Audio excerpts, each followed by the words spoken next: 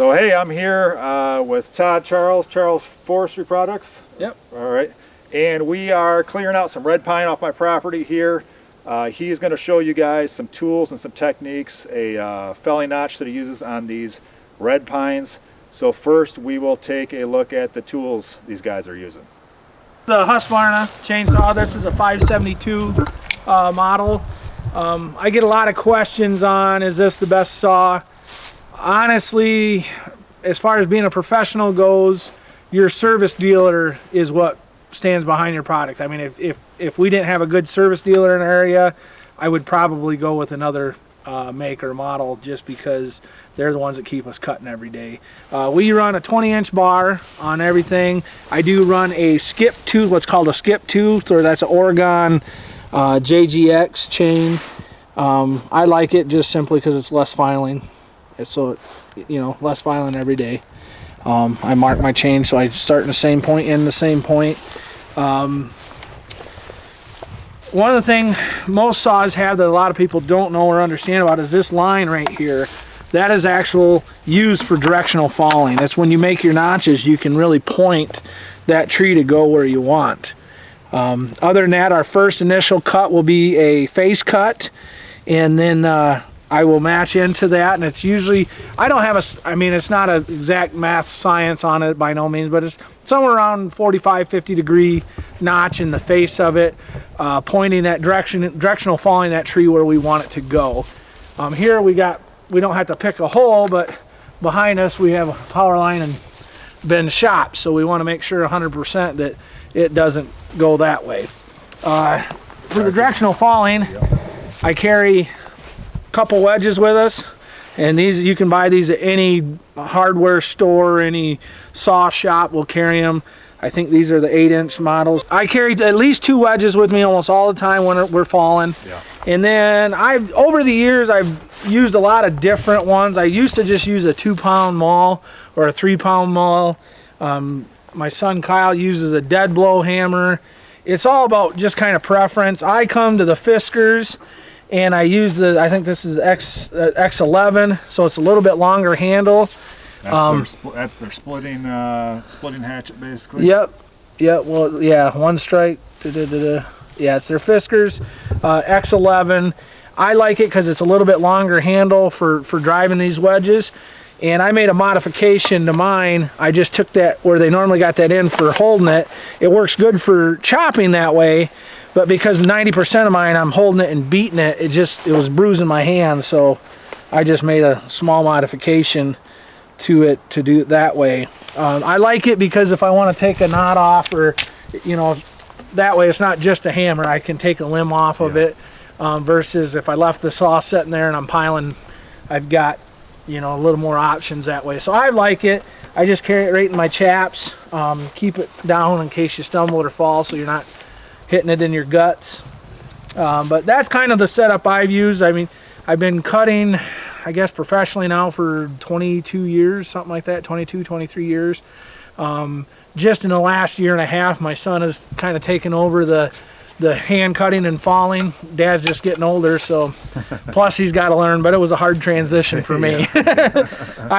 People don't understand it, this type of timbering we do, this is a pretty standard cut for us, is the smaller jobs, like this one. What do you got here, 3 acres, Ben? Yep. So a small cut, but and it's usually for a purpose. We do small food plots, we do select timber harvesting for mature hardwoods, but part of that was just we just want to be a good steward of all of our resources. So one of the things we added, because I hated seeing the big tops, is we added our firewood processor so that we were better utilizing every bit of the tree that we could. And we use older equipment. It's just my son and I, and we do it all from the stump to the mill. We cut it, we skid it, and we truck it ourselves. We've just found that if you're not dependent on anybody else, that it's just the best route for us. Yeah, that's awesome. We're not a high production crew. We don't have to go out and try to bang out 50 cord a day. In fact, 50 cord a week is a good week for us. So, and I've always cutting professionally. I've always figured 1 year cutting professionally, you should replace your saw, and that's hold pretty true for us. But I can say This saw's going on, what, 3 years? We're going on our third season with it. We just had to take it in and have it tuned up. This saw here, you actually have to hook up to a computer and have it and analyze that way. Nice. So it's kind of very efficient. You're happy with them though, for sure. Oh, absolutely. I mean, I guess I'll plug them. Part of what made me a huge Husqvarna dealer or supporter was Evil's Hardware right here in Falmouth. They just, Paul and Dave just take such good care of us. The first cut I make when I'm directional falling is, and there's both ways that they say you should make your top notch first, which will be your angle notch coming in, or your bottom one. I have just, I was taught from a young age by another cutter, and this is just, it's the way that we've found. And when we're going and cutting, I hate to say it, there's not a lot of thought process once you do it, you check your lines, make sure it's good. And you know, if you got to be really fissy to put it in a hole so you're not tearing up other trees, then you have to take a little bit more time. But when we're doing something like this, it's kind of a run and gun type deal. But for me, I'm going to start my first face notch flat, and I'll come in 4 or 5 inches, which would be approximately probably a fourth or a third of that tree, somewhere in that neighborhood. Okay. And then I make an angle notch coming down to match that back. And you do want those to match pretty good. Pine, popple, those type of woods, any type of crating type wood, that's not 100% critical. But when you start talking veneer hardwood, you've got to make sure they mesh up so you aren't pulling fiber. Okay. Right. Yeah. You don't want that fiber pull. That's where it gets expensive. So if you do cut it, if you cut in and then cut your top and they're not quite matching up, you just tune whichever one you need to. Generally, I'll kind of re-notch it just a little bit. Yeah. Honestly, on the pine, I almost never do, because it's good enough to roll with it. And then you just, when you cut it off, once it starts going, the biggest thing is in the safety of this is you don't want to hang around by the butt once you cut that tree. Yeah. You want to get back, and generally the best is like a 45-degree angle back. You want to make sure you got a good path to get away. That auto tube saw, you got to let it idle for a minute before you hit the trigger. That's what sets stuff.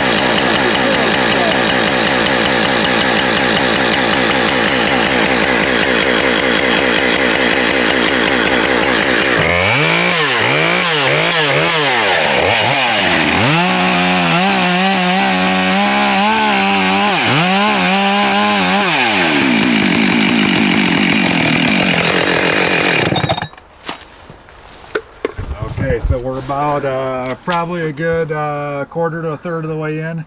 I like how you're keeping it really close to the ground there, so you harvest all the good wood there, and you don't have a bunch of ugly stumps. That's the first thing I notice when I see big high stumps everywhere. Yeah. It's a heck yeah. These are nice and close and tight to the ground, so that's good. And that's for two purposes, just like you say, the landowner looking at it, but these type of equipment, you get them fully loaded with logs and you run over a high stump, boy, it's quite a wild ride from inside the machine. So we try to keep them down as low as we can. That way driving over them or working over them is not an issue. Yeah. All right, so now we're going to go to the what do you call this, a face cut? The face cut, the face cut or the angle cut on that, on your notch.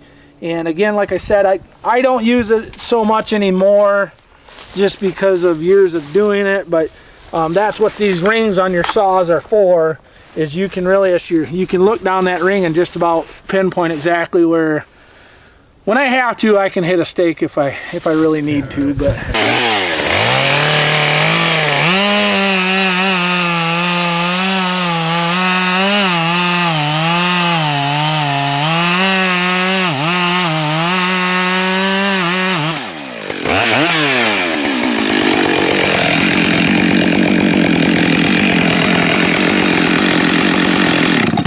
Let's take a look at this notch.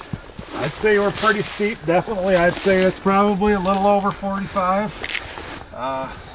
So that's the piece that comes out, and and that's probably maybe a third of the way in on there. And real low to the ground, steep opening, so we got a hint, so we can hinge this thing and it'll fell clear. Part of the reason too, and it's different applications with the power line and everything being right there, I want to make sure I have enough hinge wood that's that piece in between where I cut. That hinge wood is what holds that and is going to keep that directionally falling. Gives you the control, basically. Yeah, if you don't have a lot of hinge wood, it could, if a gust of wind come up, it could snap that off, and then you're in trouble. I noticed that you were pre-cutting a bunch of these on some trees, and if you don't go in deep, there's enough meat there basically holding it up where it's no issue. Oh yeah, they'll never. I mean, you could leave this like that for just about forever, but I mean the tree's going to eventually rot. But yeah, once it's like that, and even on your back cut, once you start, I always generally, especially on hardwoods, and I do it a lot. Some guys don't. I mean, I know a lot of guys don't use any wedges at all, and it's preference and style. I think it's safer, more productive. You can get yourself out of pinches because we do things a little bit different. We're not dragging the whole tree out of the woods. Yeah.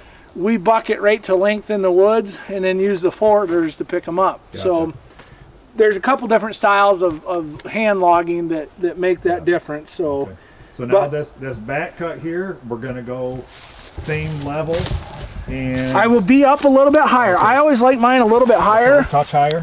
And the reason that it's a safety reason, they say, I guess all the professionals like them right, or you know, when they say for safety, they want them flush. And here it would be fine, but in an application on that way down, if that tree was to hit another limb or top, it can actually push it and blow it right off the stump. Back, and that's when it gets dangerous. So I leave that little hinge, so even if it hits another tree or gets hung up, it's almost like a lip that stops that from sliding off. Like an inch, you think, or maybe more than an inch? On the big hardwood, I'll actually almost go 2-3 inches. Softwood, it's not as critical.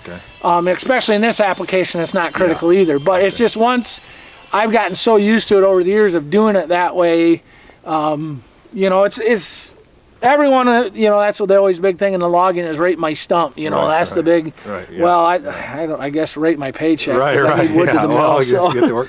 So now when we start cutting in the back, let's talk about wedges real quick. So when you're starting that back cut here, are you going to bury that saw blade in there and then pound a wedge? I will get it in. I'll take it to one side or the other.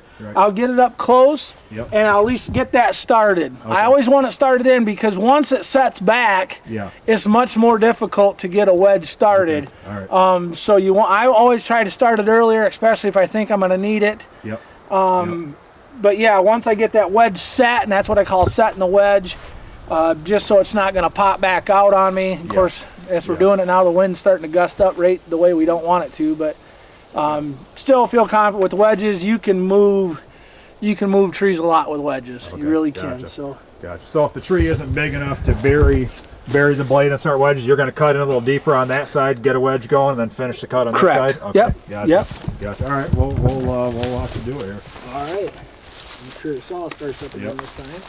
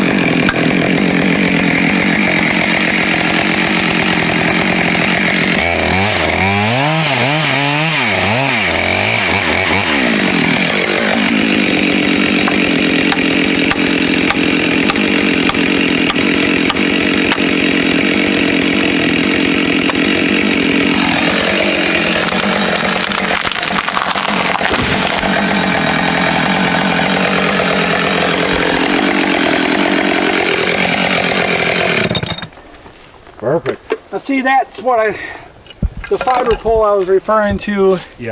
And generally a lot of times I'll stay right in there and cut that back. Just a little thick. It was just a little thick in there. But the way I had it explained to me too was, you'd rather have the hinge on this stronger wood rather than heartwood, basically. And maybe that's more in the hardwood than pine? Right. Well, yeah, especially in the hardwood. Now, on the hardwood, I would have come in and I would have took that center right out and left it sitting on tripods. Just so there is no fiber pull. Truthfully, for what they're making out of this pine, it just doesn't matter. It's irrelevant. So, I mean, I guess everybody to their own, and we try to do things right. But then what we do with the last cut, we'll clean that butt off so that they don't have any issues with their bandsaw when they're doing it. But they this particular mill we're taking this to doesn't they don't have a debarker, so they're going to slab it anyways. So this little bit of pull out here is completely irrelevant. So but for the average guy dropping trees on his property, I like this technique as far as just for the wedges, for the control issue, and for directional falling. Yeah, basically. And you can, so you've got safety and control with that notch and using that wedge system basically. And another reason, especially this close to a obstruction, the power line in the building there, I would rather pull the tree and leave hang and make sure it goes 100% where I want it to, versus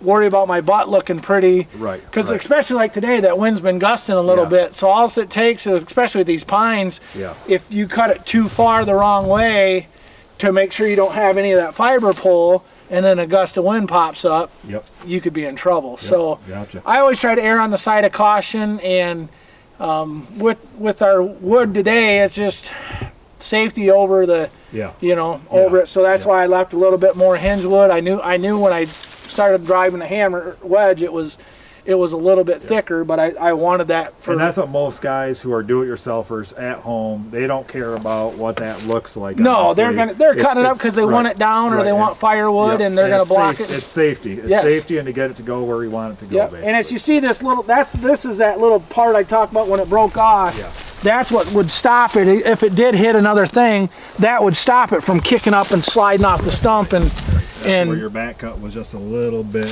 higher. A little higher, Yep, makes sense. Cool, man. Hey, thanks for showing us this and explaining it to us. All right, appreciate it, Ben. Thank you. Thanks.